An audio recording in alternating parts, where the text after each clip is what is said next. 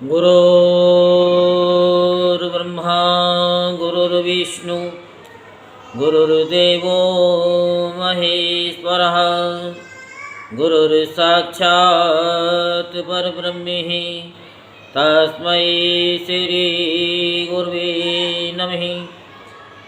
ओं गजाननं भूतगणाधिसेवितं कपितजम्बुफलचारुभक्षणम् उमासुतं शोकविनाशकारिकं नमामि विघ्नेश्वरपादपङ्कजम्।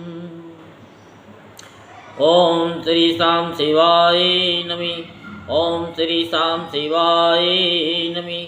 ओं श्री सां शिवाय नमः। ओं श्री सां शिवाय नमः। ओं श्री सां शिवाय नमः।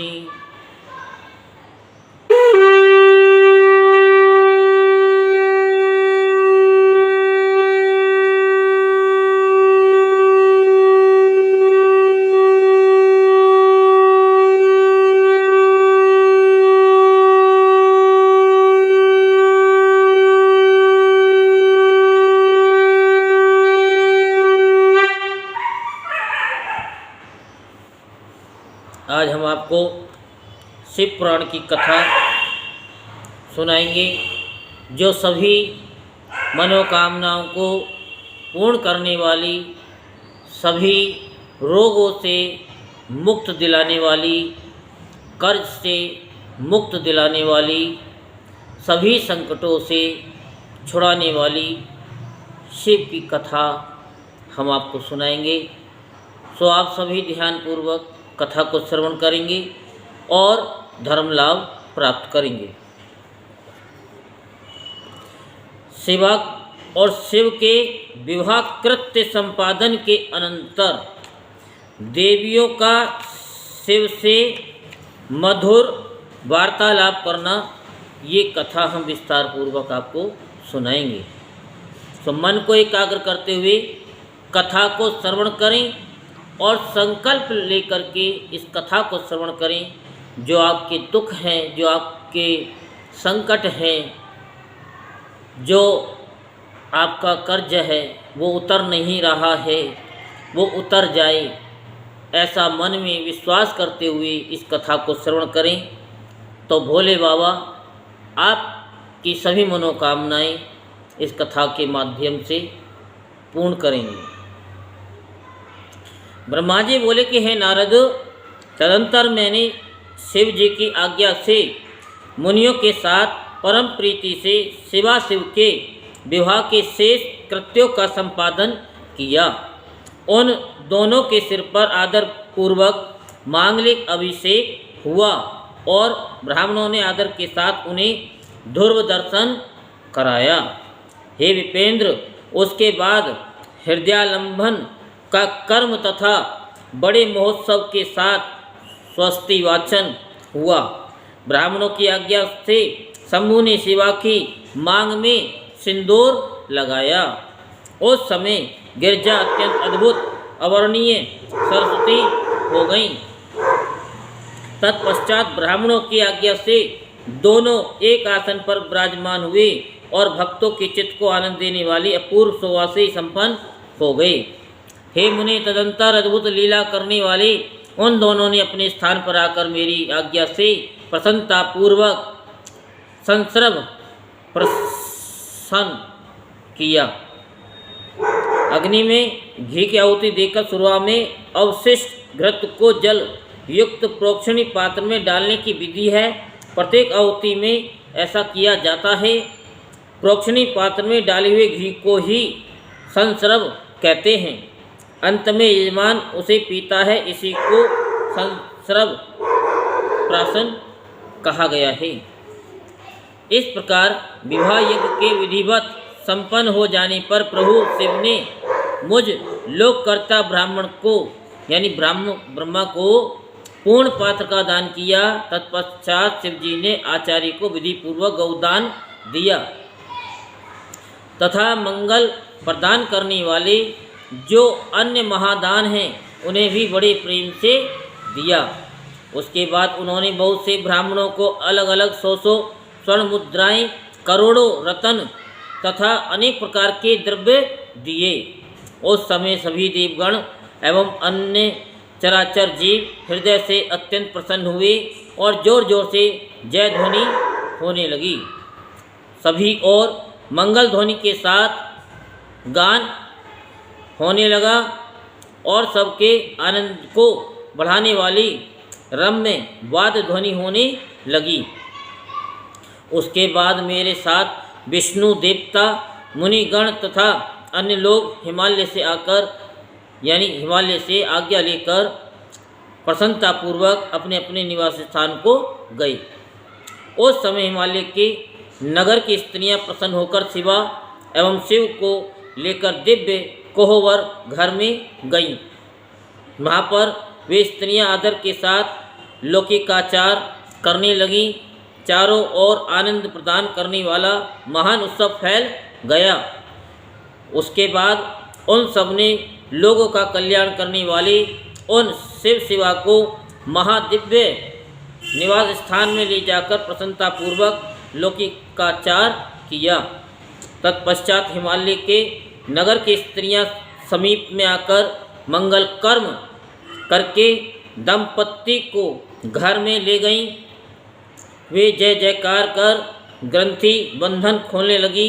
उस समय वे कटाक्ष करती हुई मंद मंद हंस रही थीं और उनका शरीर रोमांचित हो रहा था। वे श्रेष्ठ स्त्रियां वासगृह में प्रवेश करते ही मोहित हो गईं और सुंदर रूप तथा वेश वाले संपूर्ण लावण्य से युक्त नवीन यौवन से परिपूर्ण कामनियों के चित्त को मोहित करने वाले मंद मंद मुस्कान युक्त प्रसन्न मुख मंडल वाले कटाक्ष युक्त अत्यंत सुंदर अत्यंत सूक्ष्म वस्त्र धारण किए हुए और अनेक रत्नों से विभूषित परमेश्वर को देखती हुई अपने अपने भाग्य की प्रशंसा करने लगी। उस समय 16 दिव्य नारियां बड़े आदर के साथ इन दंपत्ति को देखने के लिए शीघ्र ही पहुंच गईं।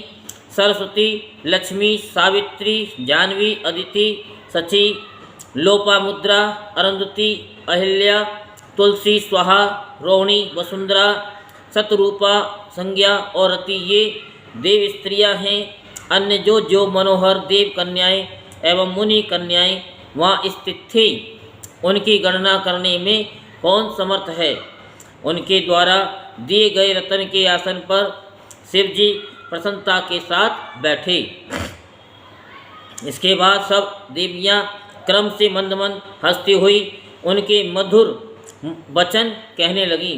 सरस्वती बोली, हे महादेव, अब प्राणों से भी अधिक प्यारी सती देवी आपको प्राप्त हो गई हैं। हे कामुक, इनके चंद्रमा के समान आभा वाले प्रिय मुख को प्रसन्नतापूर्वक देखकर आप संताप को त्याग दीजिए। हे कालेश, आप इस सती का आलिंगन करते हुए अपना समय व्यतीत कीजिए। सभी समय आपके आश्रित रहने वाली इस सखी से आपका वियोग नहीं होगा। लक्ष्मी जी बोली, हे देवेश, अब लज्जा का त्याग कर सती को अपने स्थल में स्थान यानी स्थित कीजिए, जिसके बिना आपके प्राण निकल रहे थे। उसके प्रति कौन सी लज्जा। सावित्री बोली, हे शंभो, सती को भोजन कराकर आप भी शीघ्र भोजन कीजिए। किसी बात का खेद मत कीजिए और आचमन करके सती को आदर से कर यानी कपूर मिश्रित तांबूल दीजिए। जाह्नवी बोली, अब इस स्वर्ण कांति वाली पार्वती के केसों को पकड़कर संवारिए, क्योंकि कामनी स्त्रियों का इससे बढ़कर और कोई पति से प्राप्त होने वाला सौभाग्य सुख नहीं होता। अदिति बोली, हे शिवे, आप भोजन के पश्चात मुख शुद्ध करने के लिए शंभु को अति प्रेम से जल प्रदान कीजिए, क्योंकि दंपत्ति का परस्पर प्रेम सर्वदा दुर्लभ है। सची बोली, जिसके लिए आप मोहवश विलाप करते करते दर दर भटक रहे थे, उस शिवा को वक्ष स्थल पर धारण कीजिए। उस प्रिया के प्रति आपको लज्जा क्यों? लोपामुद्रा बोली, हे शंकर, भोजन करके आप वासगृह में जाइए, यह स्त्रियों का व्यवहार है। आप शिवा को तांबूल देकर शयन कीजिए। अरुंधति बोली, हे शिव, मैना आपके निमित्त पार्वती को देना नहीं चाहती थी, किंतु मेरे बहुत समझाने पर उन्होंने पार्वती को देना स्वीकार किया। अब आप इनसे अधिक प्रेम कीजिए।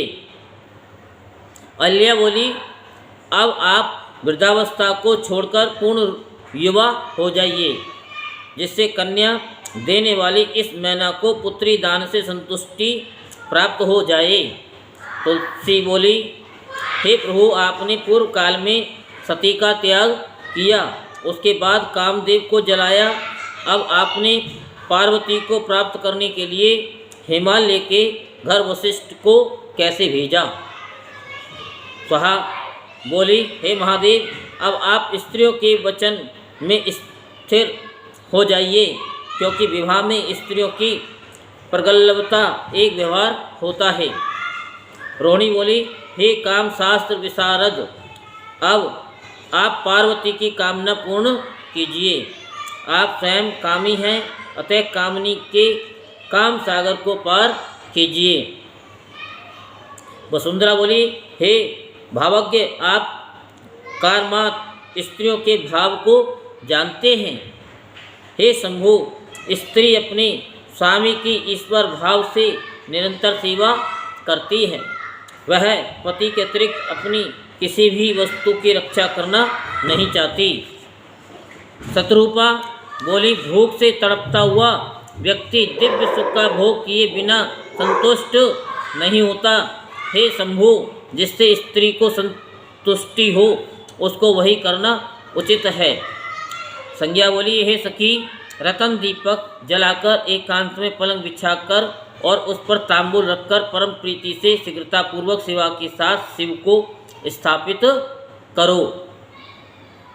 ब्रह्मा जी बोले, स्त्रियों के ये वचन सुनकर निर्विकार एवं महान योगियों के गुरु के भी गुरु भगवान शंकर जी उनसे स्वयं कहने लगे। शंकर जी बोले, हे देवियों, मेरे समीप इस प्रकार के वचन को आप लोग न बोलें। आप सब पतिव्रताएं एवं जगत की माताएं हैं, फिर पुत्र के विषय में इस प्रकार की चपलता क्यों? ब्रह्मा जी बोले, शंकर की ये बात सुनकर सभी देव स्त्रियां लज्जित हो गईं और संभ्रम के कारण चित्रलिखित पुतलियों की भांति चुप हो गईं। तदंतर मिष्ठान ग्रहण कर आचमन कर प्रसन्नचित्त महेश ने पार्वती के साथ कर्पूर युक्त पान का सेवन किया। ब्रह्मा जी बोले, उस अवसर पर अनुकूल समय जानकर प्रसन्नता से पूर्ण रति दीन वत्सल शंकर से कहने लगी। रति बोली, हे भगवान, पार्वती को ग्रहण करके आपने परम दुर्लभ सौभाग्य प्राप्त किया, किंतु मेरे प्राणनाथ को आपने व्यर्थ ही भस्म क्यों कर दिया? अपने मन में विचार करके मेरे पति को जीवित कर दीजिए और समान रूप से वियोग के हेतुभूत संताप को दूर कीजिए।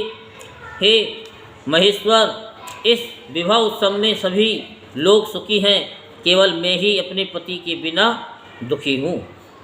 हे देव, मुझे सनाथ कीजिए। हे शंकर, अब आप प्रसन्न होइए।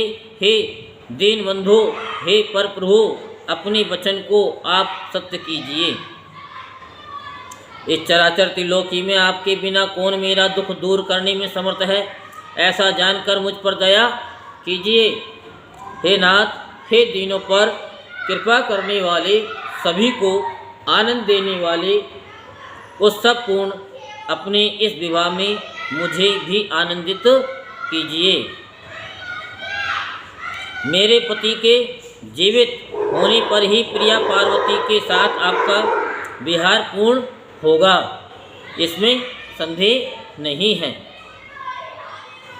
आप सब कुछ करने में समर्थ हैं, क्योंकि आप परमेश्वर हैं। हे सर्वेश्वर, बहुत क्या कहूँ, आप मेरे पति को शीघ्र जीवित कीजिए। ब्रह्मा जी बोले, इस प्रकार कहकर रति ने अपने गांठ में बंधी हुई काम की भस्म उन्हें दे दी और हे नाथ ऐसा कहकर उनके सामने विलाप करने लगी। रति के रुदन को सुनकर वहाँ उपस्थित सरस्वती आदि सभी स्त्रियां रोने लगी और अत्यंत दीन वचन कहने लगी। देवियां बोली, हे प्रभु, आप भक्तवत्सल नाम वाले दीन बंधु और दया निधि हैं। आप काम को जीवित कर दीजिए तथा रति को प्रसन्न कीजिए, आपको नमस्कार है। ब्रह्मा जी बोले, उनके इस वचन को सुनकर महेश्वर प्रसन्न हो गए। उन करुणा सागर प्रभु ने शीघ्र ही उन पर कृपा दृष्टि की। शूलधारी शिव जी की अमृत में दृष्टि पड़ते ही भस्म से उसी रूप वेश चिन्ह को धारण किए सुंदर तथा अद्भुत शरीर वाले कामदेव प्रकट हो गए। उसी रूप तथा उसी आकार वाले हास्य युक्त एवं धनुष बाण युक्त अपने पति को देखकर रति ने उन्हें तथा महेश्वर को प्रणाम किया। वह कृतार्थ हो गई और हाथ जोड़कर अपने जीवित पति के साथ प्राणनाथ कामदेव को प्रदान करने वाले देव शंकर की स्तुति करने लगी। पत्नी सहित काम की स्तुति सुनकर भगवान शंकर अत्यंत प्रसन्न हो गए और करुणा से आर्द्र होकर कहने लगे। शंकर जी बोले, हे काम, स्त्री सहित तुम्हारी स्तुति से मैं प्रसन्न हूँ। हे स्वयंभव या स्वयंभव, अब तुम अभीष्ट वर मांगो, मैं उसे तुम्हें देता हूँ। ब्रह्मा जी बोले, शिव जी का ऐसा वचन सुनकर कामदेव अत्यंत प्रसन्न हो गए और विनम्र होकर हाथ जोड़कर गदगद वाणी में बोले। कामदेव बोले, हे देव देव, हे महादेव, हे करुणा सागर, हे प्रभु, हे सर्वेश्वर, यदि आप प्रसन्न हैं तो मुझे आनंद प्रदान कीजिए। हे प्रभु, मैंने पूर्व समय में जो अपराध किया है उसे क्षमा कीजिए। स्वजनों में परम प्रीति और अपने चरणों में भक्ति दीजिए। ब्रह्मा जी बोले, कामदेव की ये बात सुनकर करुणा सागर परमेश्वर प्रसन्न हो तथास्तु ऐसा कहकर हंसते हुए उनसे पुनः कहने लगे। ईश्वर बोले, हे काम, हे महामते, मैं तुम पर प्रसन्न हूँ। तुम भय का त्याग करो और विष्णु के समीप जाओ तथा बाहर स्थित हो जाओ। ब्रह्मा जी बोले, ये सुनकर वह कामदेव सिर झुकाकर प्रभु को प्रणाम करके परिक्रमा कर उनकी स्तुति करते हुए बाहर जाकर विष्णु एवं अन्य देवताओं को प्रणाम कर उनकी उपासना करने लगा। देवताओं ने कामदेव से संभाषण कर कल्याणकारी आशीष प्रदान किया। इसके बाद प्रसन्नतापूर्वक शिव जी का हृदय भी स्मरण करके वे विष्णु आदि उनसे कहने लगे। देवता बोले, हे काम, तुम धन्य हो जो शिव जी के द्वारा दग्ध हो जाने के बाद भी उनके अनुग्रह पात्र बने और अखिलेश्वर ने सात्विकी कृपा दृष्टि से तुम्हें जीवित कर दिया। कोई भी किसी को सुख दुख देने वाला नहीं है। पुरुष स्वयं अपने किए हुए कर्म का फल भोगता है। समय के आने पर रक्षा, विवाह तथा जन्म होता है, उसे कौन रोक सकता है। ब्रह्मा जी बोले, ऐसा कहकर उनका सत्कार करके सफल मनोरथ वाले वे सभी विष्णु आदि देवगण सुखपूर्वक वहीं स्थित हो गए। कामदेव ने भी प्रमोदित होकर शिव जी की आज्ञा से वहीं निवास किया। उस समय जय शब्द, नमः शब्द और साधु शब्द होने लगा। उसके बाद शिव जी ने अपने निवास गृह में पार्वती को वाई और बैठाकर उन्हें मिष्ठान का भोजन कराया और उन्होंने भी परम प्रसन्न होकर उन शिव जी को भोजन कराया। इस प्रकार लोकाचार में लगे हुए वे शंभु वहाँ का कृत्य करके मैना तथा हिमालय से आज्ञा लेकर जनवास में चले गए।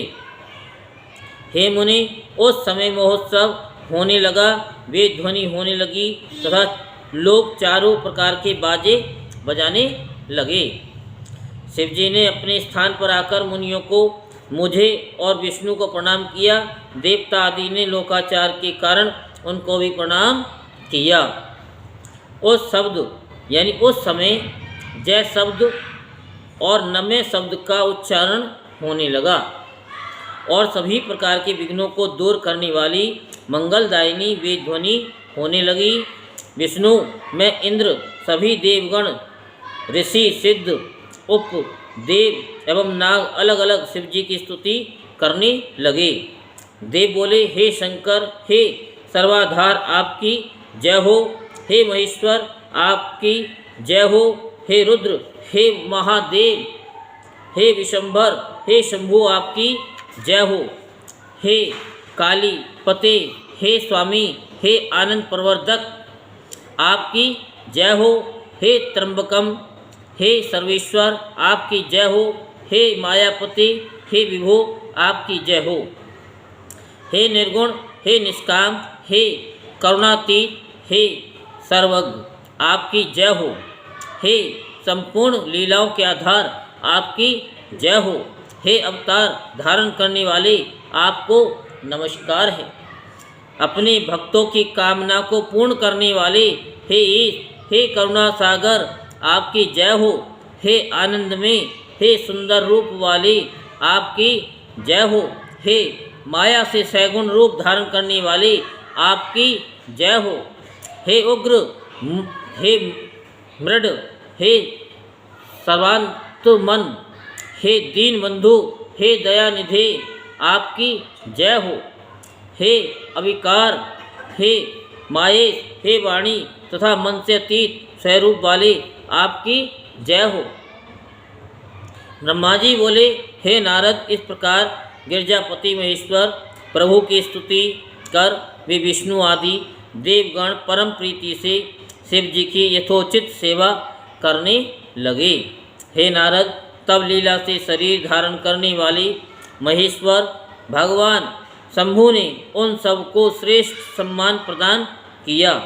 हे तात, इसके बाद वे विष्णु आदि सभी लोग महेश्वर की आज्ञा प्राप्त करके अत्यंत हर्षित, प्रसन्न, मुक्त तथा सम्मानित होकर अपने अपने स्थान को चले गए। ब्रह्मा जी बोले, हे तात, इसके बाद भाग्यवान एवं बुद्धिमान पर्वतश्रेष्ठ हिमालय ने सबको भोजन कराने के लिए आंगन को सजाया।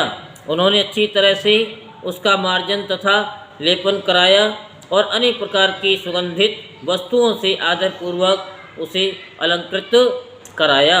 तदंतर अपने पुत्रों तथा अन्य पर्वतों द्वारा शंकर जी सहित सभी देवगणों तथा अन्य लोगों को भोजन के लिए बुलवाया। हे मुनि, हिमालय के आमंत्रण को सुनकर विष्णु तथा सभी देवता आदि के साथ वे प्रभु प्रसन्नता के साथ भोजन के लिए वहाँ गए।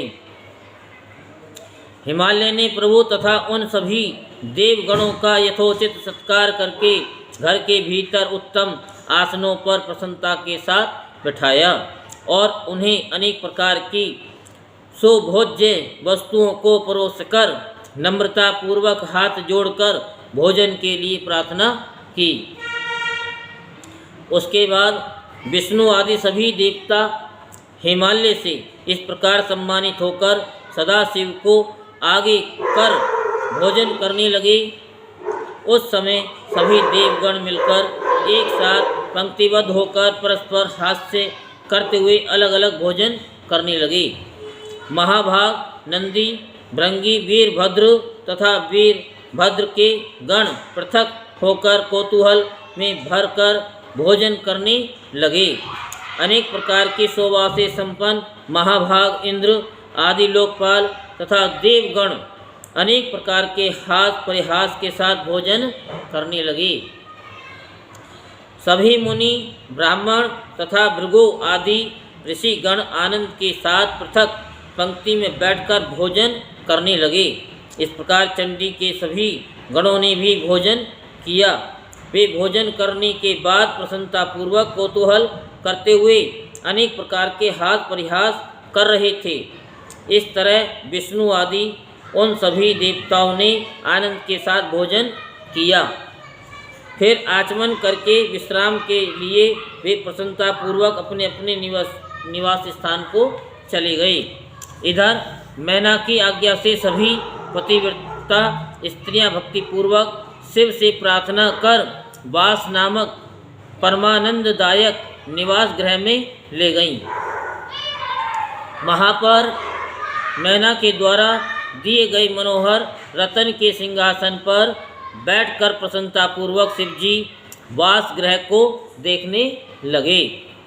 वह गृह सैकड़ों जलते हुए रतन दीपकों से प्रकाशित तथा शोभा संपन्न था। वहाँ अनेक प्रकार के रत्नों के पात्र विराजमान थे या विराज रहे थे। उसमें स्थान स्थान पर मोती तथा मणियाँ लगी हुई थीं। वह रत्नों के दीपक की शोभा से युक्त था। वह श्वेत वर्ण के चवरों से मंडित था। उसमें मोतियों और मणियों की मालाएं लगी हुई थीं। वह परम ऐश्वर्य से संपन्न अनुपम महादिव्य विचित्र अत्यंत मनोहर तथा चित्त को प्रसन्न करने वाला था और उसके प्रत्येक स्थल में नाना प्रकार की कारीगरी की गई थी। वह गृह शिव के द्वारा दिए गए वर का तुलनीय प्रभाव प्रकट कर रहा था और शोभा से संपन्न होने के कारण उस ग्रह का शिवलोक नामकरण किया गया था। वह अनेक प्रकार के सुगंधित उत्तम द्रव्यों से सुवासित उत्तम प्रकाश से युक्त चंदन अगरोयुक्त तथा पुष्प की सैया से समन्वित था। वह ग्रह विश्वकर्मा के द्वारा रचित नाना प्रकार के चित्रों की विचित्रता से युक्त था। उसमें सभी उत्तम रत्नों के सारों से रचित श्रेष्ठ हारों के ढेर लगे हुए थे।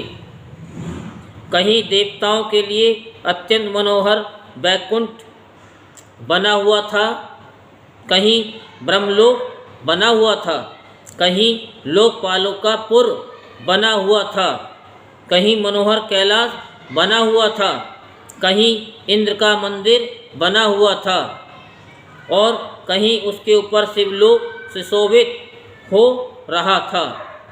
आश्चर्यचकित करने वाले ऐसे घर को देखकर शिवजी गिरिराज हिमालय की प्रशंसा करते हुए परम प्रसन्न हो गए। उसके बाद शिवजी ने परम रमणीय तथा उत्तम रतन पर्यंक पर प्रसन्न हो लीला पूर्वक शयन किया। हिमालय ने अपने सभी भाइयों को तथा अन्य लोगों को बड़े प्रेम से भोजन कराया तथा शेष कृत्य पूर्ण किया।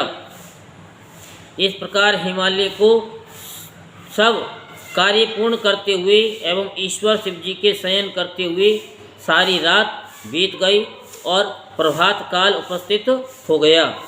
तब प्रातःकाल होने पर धैर्य एवं उत्साह से भरे हुए लोग अनेक प्रकार की बाजे बजाने लगे। विष्णु आदि सभी देवगण उठ गए और अपने इष्ट देव शंकर का स्मरण कर प्रसन्नता के साथ शीघ्रता से सज्जित होकर तैयार हो गए। अपने अपने वाहनों को सजाकर कैलाश जाने के लिए उत्सुक उन लोगों ने शिवजी के समीप धर्म को भेजा। तत्पश्चात नारायण की आज्ञा से निवास गृह में आकर योगी धर्म योगीश्वर शंकर से समयोचित वचन कहने लगे। धर्म बोले, हे भव उठिए उठिए, आपका कल्याण हो। हे परमदीप जनवासी में चलिए और वहाँ उन सभी को कृतार्थ कीजिए। ब्रह्मा जी बोले, हे नाथ, धर्मराज के इस वचन को सुनकर शिवजी हंसे। उन्होंने कृपा दृष्टि से धर्म की ओर देखा और सैया का परित्याग किया। वे हंसते हुए धर्म से कहने लगे, तुम आगे चलो, मैं भी वहाँ शीघ्र ही आऊँगा, इसमें संदेह नहीं। ब्रह्मा जी बोले, शंकर जी के द्वारा इस प्रकार कहे जाने पर धर्मराज जनवासी में गए और बाद में स्वयं प्रभु शंकर जी भी वहाँ जाने का विचार करने लगे। इसे जानकर स्त्रियां आनंद में भरकर वहाँ पहुँच गईं और शिव के दोनों चरणों को देखती हुई मंगलगान करने लगीं। इसके बाद वे शिवजी लोकाचार प्रदर्शित करते हुए प्रातकृत्य करके मैना एवं पर्वतराज से आज्ञा लेकर जनवासी में गए। हे मुनि, उस समय महोत्सव होने लगा, वेद ध्वनि होने लगी और लोग चारों प्रकार के बाजे बजाने लगे। शिवजी ने अपने स्थान पर आकर मुनियों को, मुझे तथा विष्णु को प्रणाम किया तथा देवता आदि ने भी लौकिक आचारवश उनकी वंदना की। उस समय चारों ओर जय शब्द, नमः शब्द और मंगलदायक वेद ध्वनि होने लगी। इस प्रकार वहाँ महान कोलाहल व्याप्त हो गया। ब्रह्मा जी बोले, हे नारद, तदंतर विष्णु आदि सभी देवगण एवं तपोधन मुनि गण आवश्यक कर्म करके हिमालय से प्रस्थान करने का उपक्रम करने लगे। हिमालय भी स्नान कर अपने इष्ट देव की यत्न पूर्वक पूजा करके नगरवासियों एवं बंधु वर्गों को बुलाकर प्रसन्नता पूर्वक जनवासी में गए। उन्होंने शंकर जी का विधिवत पूजन करके आनंद पूर्वक प्रार्थना की, आप इन सभी के साथ कुछ दिन तक मेरे घर पर निवास कीजिए। हे शंभु, आपके दर्शन से मैं कृतार्थ तथा धन्य हो गया हूँ। इसमें संशय नहीं है जो कि आप देवताओं के साथ मेरे घर आए हैं। ब्रह्मा जी बोले, शैलराज ने इस प्रकार बहुत कहकर दोनों हाथ जोड़कर प्रणाम करके विष्णु आदि देवगणों के साथ प्रभु को आमंत्रित किया। तत्पश्चात आदर के साथ मन में शिवजी का ध्यान कर विष्णु के सहित देवता तथा मुनिगण प्रसन्नतापूर्वक हिमालय से कहने लगे। देवता बोले, हे गिरिराज, आप धन्य हैं और आपकी कीर्ति महान है।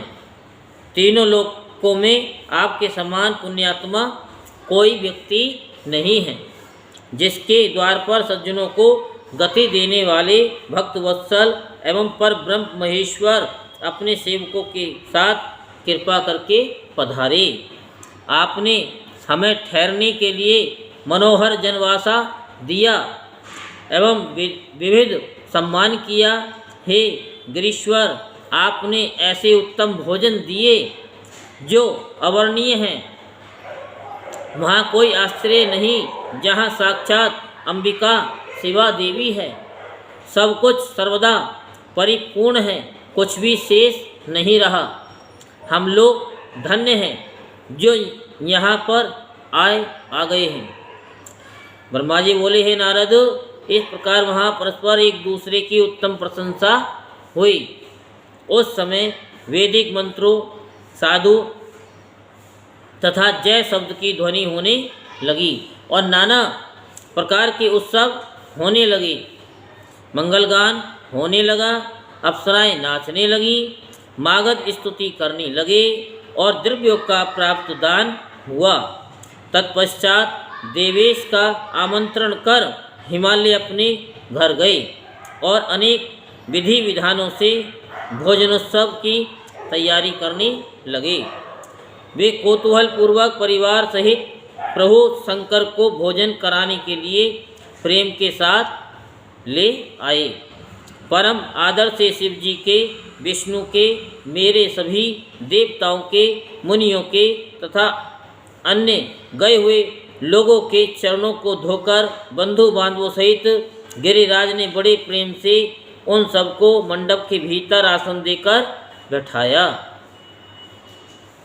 विष्णु, सदाशिव एवं मुझ ब्रह्मा सहित समस्त लोग भोजन करने लगे।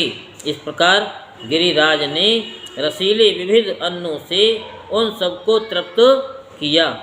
उस समय नगर की नारियां हंसती हुई एवं उन सभी की और यतन से देखती हुई मधुर वाणी से गालियां देने लगी। हे नाथ और हे नारद जी, इस प्रकार सब लोग विधिवत भोजन करके आचमन कर गिरिराज से आज्ञा लेकर प्रसन्नता एवं तृप्ति से युक्त हो अपने अपने स्थान को चले गए। हे मुनि, इस प्रकार तीसरे दिन भी गिरिराज ने विधिवत दान सम्मान एवं आदर आदि के द्वारा उनका सत्कार किया।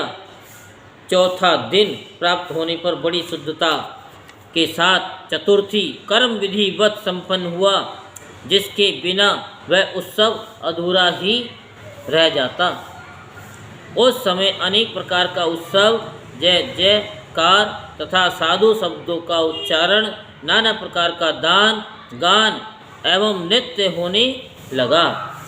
पांचवां दिन प्राप्त होने पर प्रसन्न हुए सभी देवताओं ने बड़े प्रेम के साथ गिरिराज से विदाई के लिए निवेदन किया। ये सुनकर हिमालय ने हाथ जोड़कर देवताओं से कहा, हे देवताओं, आप सब यानी आप लोग कुछ दिन और रहें तथा मेरे ऊपर कृपा करें।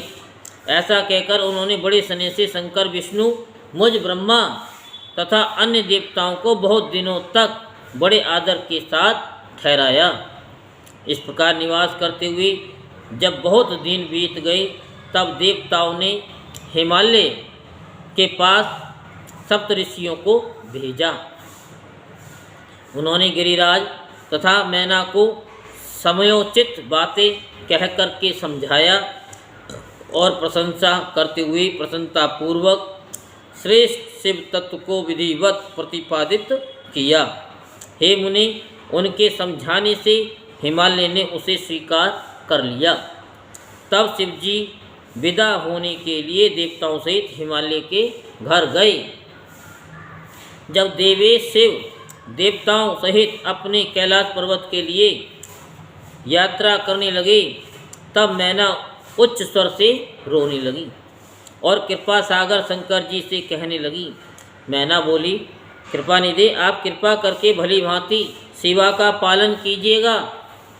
आप आशुतोष हैं, अतः पार्वती के हजारों दोषों को क्षमा कीजिएगा।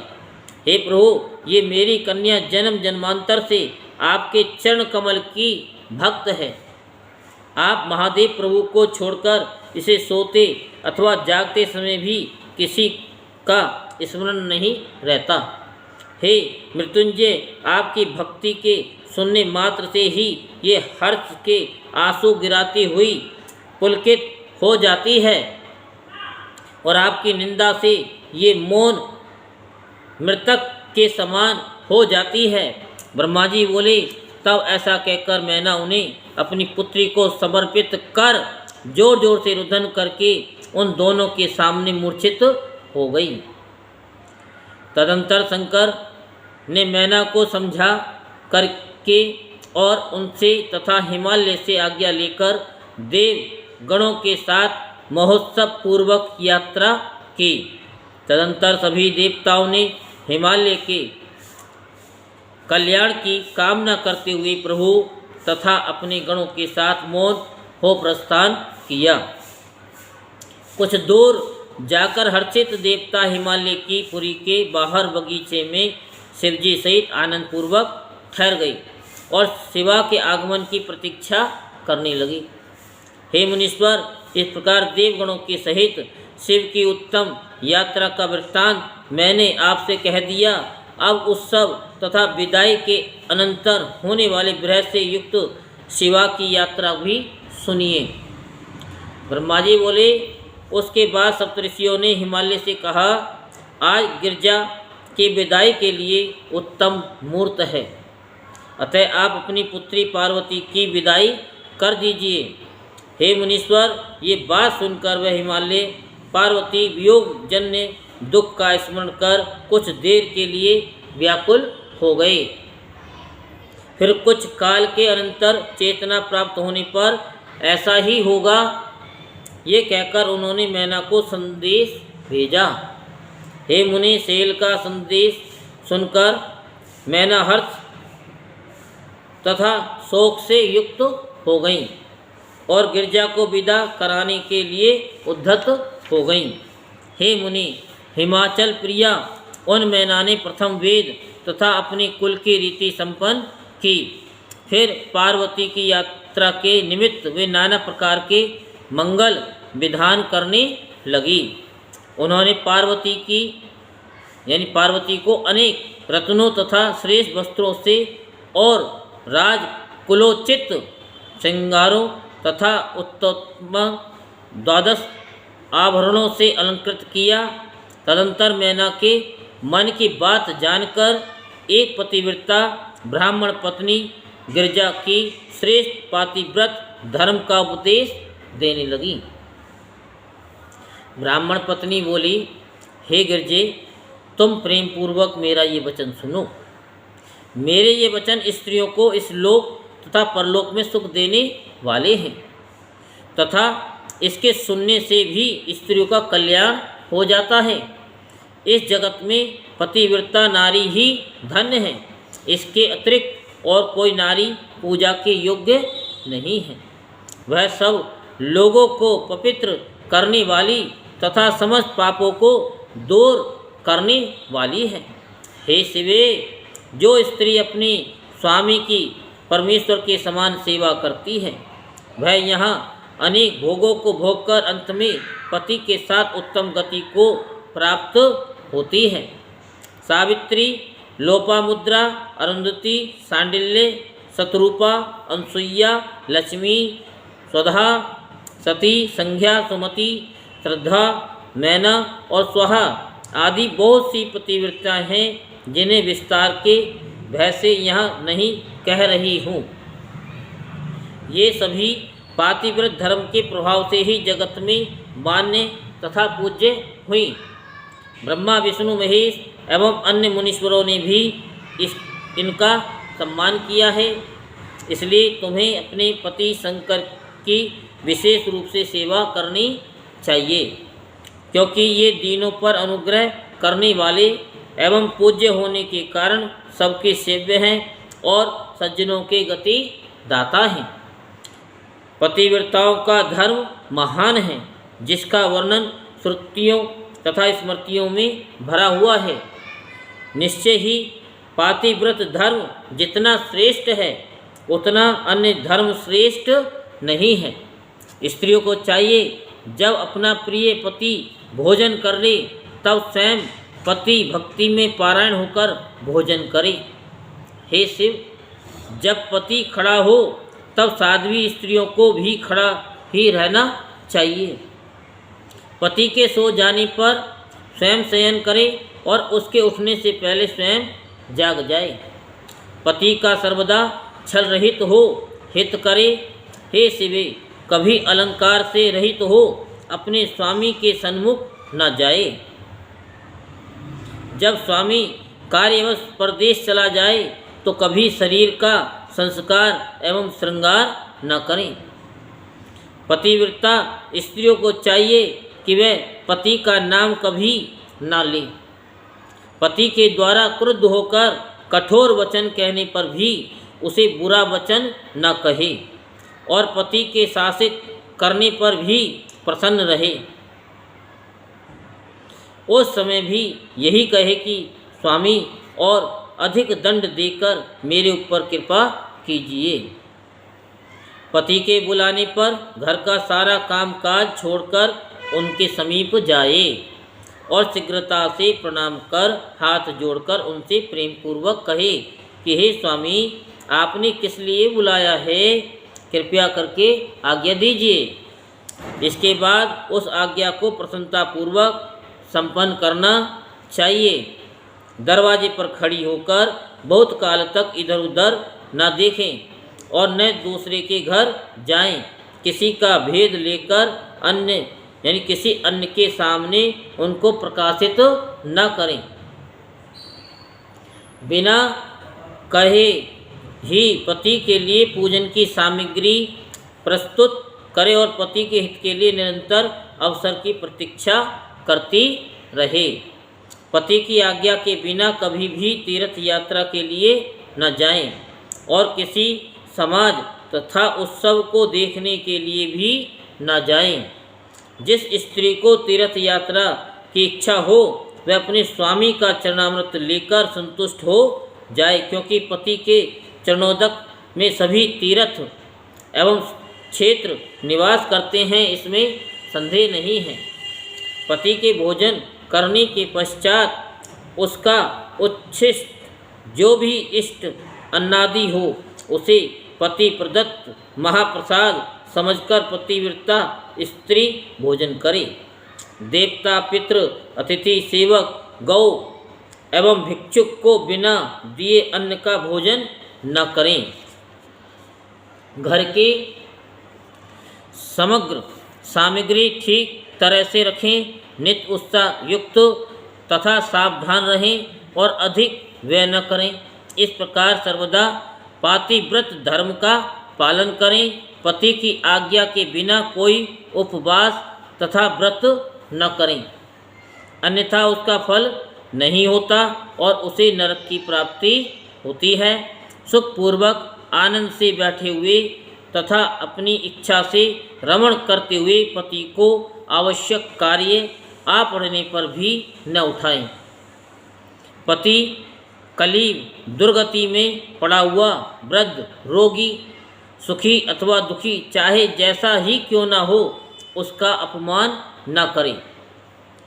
मासिक धर्म प्राप्त हो जाने पर आरंभ से 3 रात्रि पर्यंत अपना मुख पति को न दिखाए और जब तक चौथे दिन स्नान से शुद्ध न हो अपना शब्द भी न सुनाएं। ऋतु स्नान करने के पश्चात पति का ही मुख देखें, कभी अन्य का मुख न देखें अथवा पति के न होने पर पति का ध्यान कर सूर्य का दर्शन करें।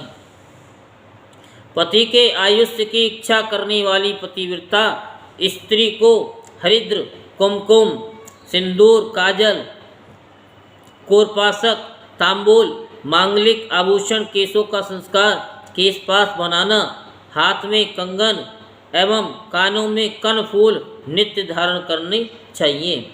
इसका परित्याग कभी भी अवस्था में न करें। इसका त्याग कभी किसी भी अवस्था में न करें। धोबिन, बंध्या, व्यभिचारिणी, सन्यासिनी अथवा दुर्भाग्ययुक्त स्त्री से कभी मित्रता न करें। जो स्त्री अपने पति से द्वेष करती हो उससे बातचीत न करें। कभी अकेली न रहें और न नग्न होकर कभी स्नान करें। ओखली, मूसल, बुहारी, झाड़ू, सिल, लोढ़ा तथा दहली पर सती स्त्री कभी न बैठे। सहवास के अतिरिक्त और किसी समय पति से धृष्टता न करें। अपना पति जिससे प्रेम करे उसी से प्रेम करे। पति के प्रसन्न होने पर प्रसन्न रहे, पति के दुखी होने पर दुखी रहे तथा पति के प्रिय में ही अपना प्रिय समझे। इस प्रकार पतिव्रता स्त्री सदैव पति के हित की इच्छा करे। पतिव्रता स्त्री सदैव संपत्ति तथा विपत्ति दोनों अवस्थाओं में एक रूप रहे। विकार उपस्थित होने पर कभी विकृत न हो और सदैव धैर्य धारण करे। घी, नमक, तेल आदि के न होने पर भी पतिव्रता स्त्री पति से नहीं है ऐसा न कहे और पति को किसी असाध्य कार्य में नियुक्त न करे। ब्रह्मा, विष्णु तथा शिव से भी अधिक पति का महत्व है। अतः हे देवेशी, पतिव्रता अपने पति को साक्षात शिव स्वरूप ही समझे। पति की आज्ञा का उल्लंघन करके जो स्त्री व्रत, उपवास तथा नियम आदि का आचरण करती है वह अपने पति की आयु का हरण करती है और मरने पर नरक प्राप्त करती है। जो स्त्री क्रुद्ध होकर पति के कुछ कहने पर उसका प्रत्युत्तर करती है वह ग्राम की कुतिया अथवा निर्जन वन में श्रृगाली होती है। स्त्री को चाहिए कि वह पति से ऊंचे स्थान पर न बैठे, दुष्टों के समीप न जाए और कभी भी पति से कातर वाक्य न कहे, किसी की निंदा या आक्षेप युक्त बात न कहे। दूर से ही कलह का परित्याग करे। गुरुजनों के समीप कभी जोर से न बोले और न जोर से हंसे। पति को बाहर से आया हुआ देखकर शीघ्रता से अन्न जल भोजन तांबूल वस्त्र पाद संवाहन खेद दूर करने वाले मीठे वचन के द्वारा जो स्त्री अपने स्वामी को प्रसन्न रखती है, मानो उसने त्रिलोक्य को प्रसन्न कर लिया है। माता पिता पुत्र भाई तो स्त्री को बहुत थोड़ा ही सुख देते हैं, परंतु पति तो अपरिमित सुख देता है। इसलिए स्त्री को चाहिए वे पति का सदैव पूजन करे। पति ही देवता गुरु भर्ता धर्म तीर्थ एवं व्रतादि सब कुछ है। इसलिए सब कुछ छोड़कर एकमात्र पति का ही पूजन करें। जो दुष्ट स्त्री अपने पति को छोड़कर एकांत में दूसरे के पास जाती है, वह वृक्ष के कोटर में रहने वाली ओलुकी होती है। जो स्वामी के द्वारा ताड़न करने पर स्वयं भी ताड़न करना चाहती है, वह वृषभ भक्षणी व्याघ्री होती है। जो अपने पति को छोड़कर अन्य से कटाक्ष करती है, वे केकराक्षी होती है। जो अपने पति को बिना दिए मिष्ठान खा लेती है, वह ग्राम सूकरी अथवा अपनी विष्ठा खाने वाली बकरी होती है। जो अपने पति को तो कहकर बोलती है, वे जन्मांतर में गूंगी होती है। और जो अपनी सपत्नी सोच से डाहा करती है, वह बारंबार विधवा होती है। क्या करती है? सोच से डाहा करती है। सोच सपत्नी सोच से डाहा करती है।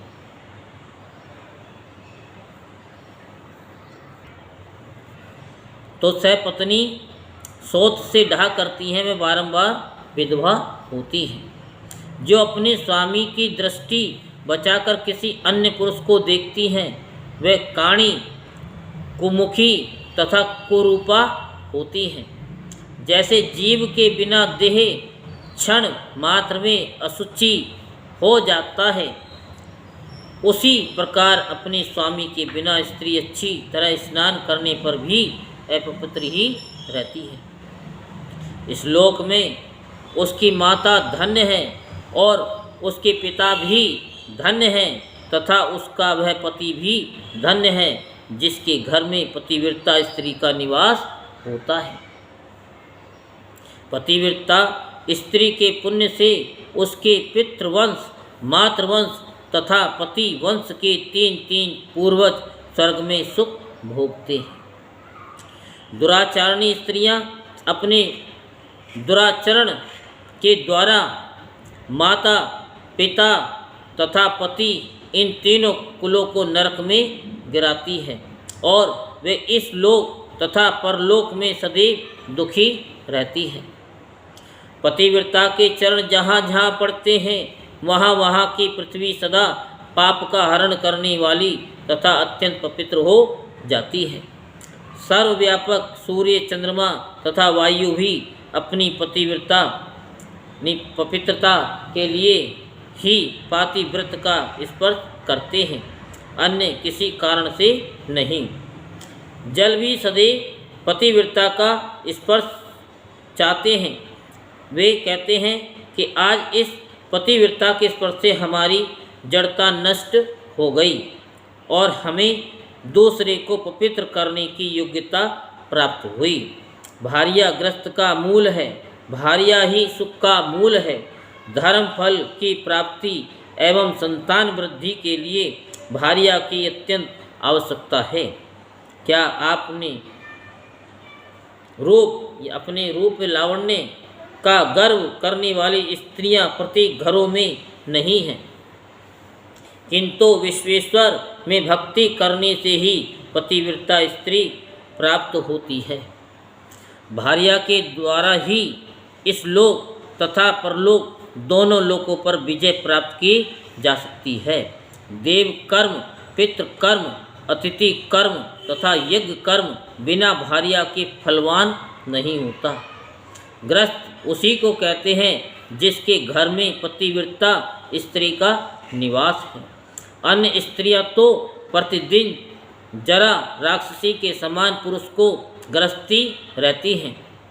जिस प्रकार गंगा स्नान से शरीर पवित्र हो जाता है, उसी प्रकार पतिव्रता स्त्री के दर्शन मात्र से सब कुछ पवित्र हो जाता है।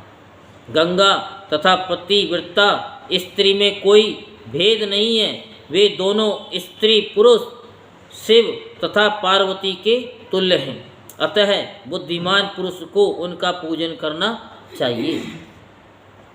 पति ओंकार है तो स्त्री श्रुति वेद है, पति तप है तो स्त्री क्षमा है, स्त्री सत्क्रिया है तो पति उसका फल है। हे शिवे, इस प्रकार के दंपत्ति धन्य हैं। हे पार्वती, इस प्रकार से मैंने तुमसे पातिव्रत धर्म का निरूपण किया।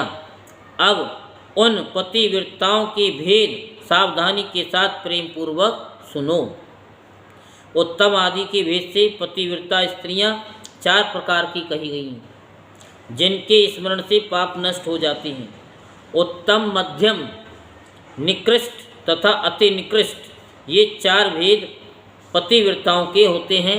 अब मैं उनका लक्षण कह रहा हूँ, सावधान होकर उसका श्रवण करो। जिसका मन सपने में भी अपने पति को ही देखता है और कभी पर पति में नहीं जाता, हे भद्रे, वह उत्तम पतिव्रता कही गई है। जो दूसरे के पतियों को पिता, भ्राता तथा पुत्र के समान सद्बुद्धि से देखती है, हे पार्वती, वे मध्यम पतिव्रता कही गई है। हे पार्वती, जो स्त्री मन में अपना धर्म समझकर व्यभिचार नहीं करती, वह सुंदर चरित्र वाली स्त्री निकृष्ट पतिव्रता अधमा कही गई है। जो मन में इच्छा रहते हुए भी पति एवं कुल के भय से व्यभिचार नहीं करती, उसको पुरातन लोगों ने अति निकृष्ट पतिव्रता कहा गया। हे शिवे, ये चारों प्रकार की पतिव्रताएं पाप हरण करने वाली हैं, संपूर्ण लोगों को पवित्र करने वाली है और इस लोक तथा परलोक में आनंद प्रदान करने वाली है। पातिव्रत के प्रभाव से ही अत्रि प्रिया अनसुईया ने तीनों देवताओं को प्रार्थना पर वराह के शाप से मरे हुए ब्राह्मणों को जीवन दान दिया था। हे शिवे, ऐसा जानकर तुमको नित्य प्रेम पूर्वक अपने पति की सेवा करनी चाहिए, क्योंकि हे शैलपुत्री, ऐसा करने से तुम्हारे संपूर्ण मनोरथ पूर्ण होंगे। तुम तो साक्षात जगत की माता तथा महेश्वरी हो और जगत पिता महेश्वर तुम्हारे साक्षात पति हैं। तुम्हारे नाम के स्मरण मात्र से स्त्रियां पतिव्रता होंगी। हे देवी, तुम्हारे आगे इस कथन से क्या प्रयोजन? फिर भी हे शिवे, संसार के आचरण के अनुसार मैंने तुम्हें ये सब कहा है। ब्रह्मा जी बोले। इस प्रकार कहकर वह द्विज पत्नियां भगवती को प्रणाम कर मौन हो गईं और उस उपदेश के श्रवण से शंकर प्रिया शिवा अत्यंत प्रसन्नचित्त हो गईं। तो कल हम आपको सुनाएंगे शिव पार्वती तथा बारात की विदाई। शिव पार्वती तथा बारात की विदाई। भगवान शिव का समस्त देवताओं को विदा करके कैलाश पर रहना। भगवान शिव का समस्त देवताओं को विदा करके कैलाश पर रहना और शिव विवाह उपाख्यान के श्रवण की महिमा। शिव विवाह उपाख्यान के श्रवण की महिमा के बारे में कल विस्तार पूर्वक आपको सुनाएंगे कि ब्रह्मा जी क्या कहते हैं नारद जी से। कि इस ब्रह्माणी ने, यानी इस ब्रह्माणी ने देवी पार्वती को पातिव्रत धर्म का उपदेश देकर मैना को बुलाकर क्या कहा, सो कल हम आपको विस्तार पूर्वक बताएंगे। बोल शंकर भगवान की जय। हर हर महादेव। हर हर